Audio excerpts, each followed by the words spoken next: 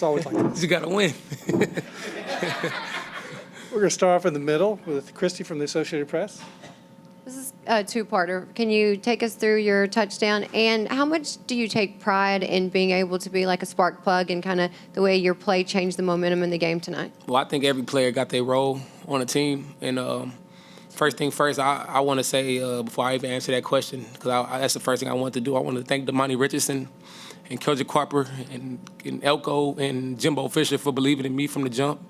The way Damani Richardson ran on that play, that's love. The way Marv blocked for me, that's love. And that's what I wake up every single day and go hard for them and this team and the 12th man and everything else. That's the power, that's the team, that's the strength that I guess I put on them because they wanted to block for me. They didn't know how much I wanted to get in that end zone. And they blocked for me and I got in there and I owe it all to them. So thank you for that. And just being a spark plug, wake them up. I guess it's starting to come to tuition now.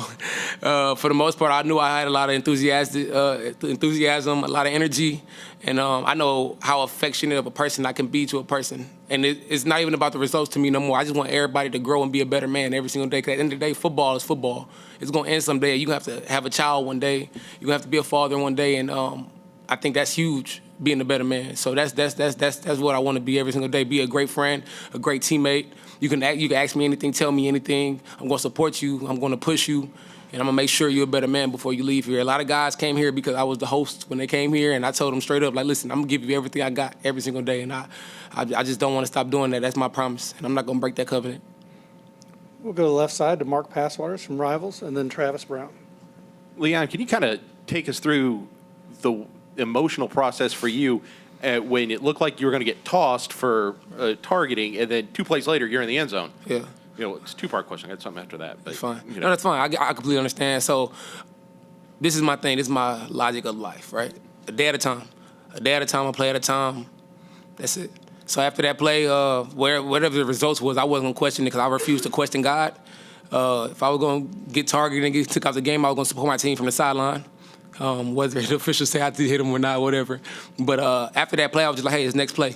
I know what our job is. I can't get distracted. I think a lot of times in my career, I got distracted at times with situations. I think Florida game from last year was a perfect example of what I had an interception, and then I messed around and got a personal foul. Then we messed up a check, and then it was a touchdown with me trying to guard Kadarius Toney. I can't forget that, and all of it came from me not thinking about the play at hand. You see what I'm saying? So that's huge. That's huge development, I think, for me on the most part, but a play at a time. So I just said, hey, man, I know they're RPO team.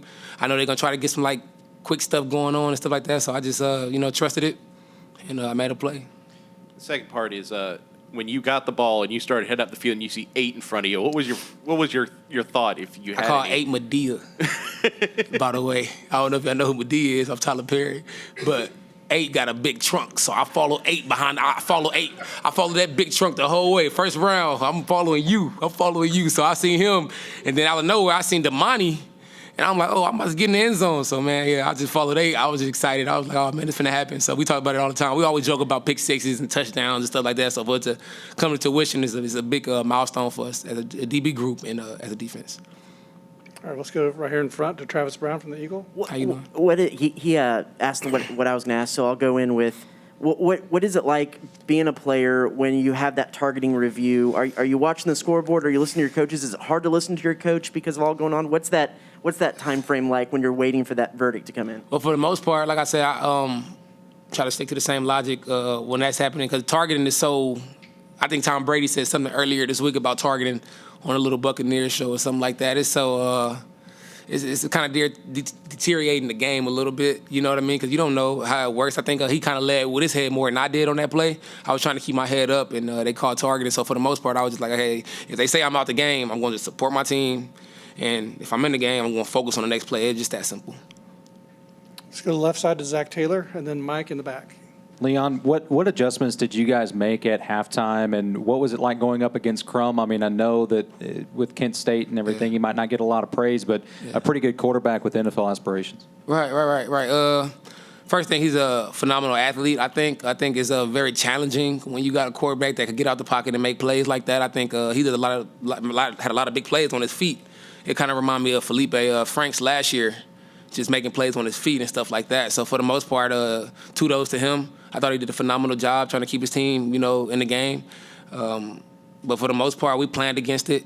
We was repping it. We just gotta, I guess, polish it more at halftime. Coach said, hey, just keep doing what we're doing. We're going to make a little bit of adjustments, but it wasn't nothing too crazy. We just say, you keep playing hard, make tackles. A lot of times we had chances to get them down. We didn't, and we didn't contain them like we wanted to today. And so that's pretty much it. All right, let's go behind the lights to Mike Lucas from KAGS.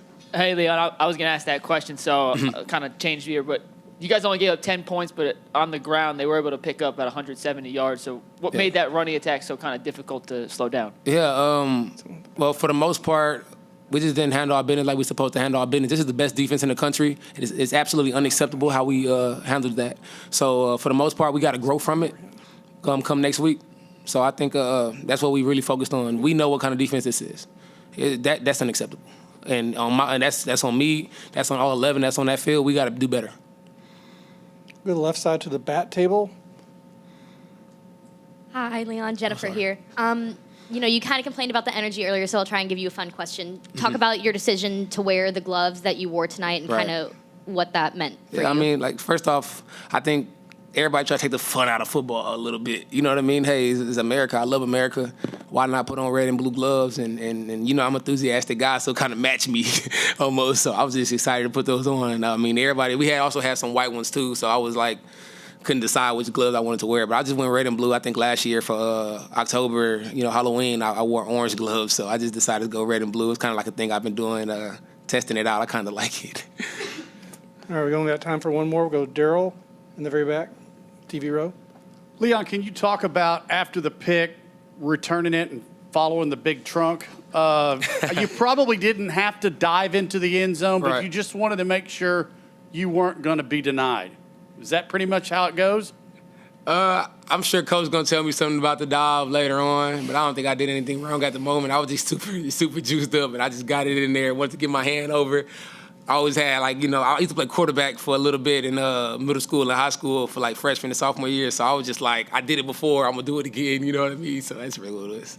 And then if I could follow up and say, how do you build on that for the Colorado game next week? I mean, there were a lot of good things that happened, but as you guys have all said, you got a lot of things to clean up, and you're getting Right. ready to hit the road. Well, I think that's human nature, right? Like you got to go a day at a time with certain things. So tomorrow is pretty much recovery. Take care of your body. Do certain things that you got to do, and we get ready for Colorado. It's just that simple. Monday, Tuesday, Wednesday, Thursday, Friday. We got to be the best we can be within those days. Don't even worry about Colorado. Colorado is not even our focus. It's focused on how can we be better Monday, Tuesday, Wednesday, Thursday. Before you know it, you playing Saturday in Colorado. So. All right, that's what we got for you. Thanks, Leon. Thank you so much. God bless you, and wake 'em up.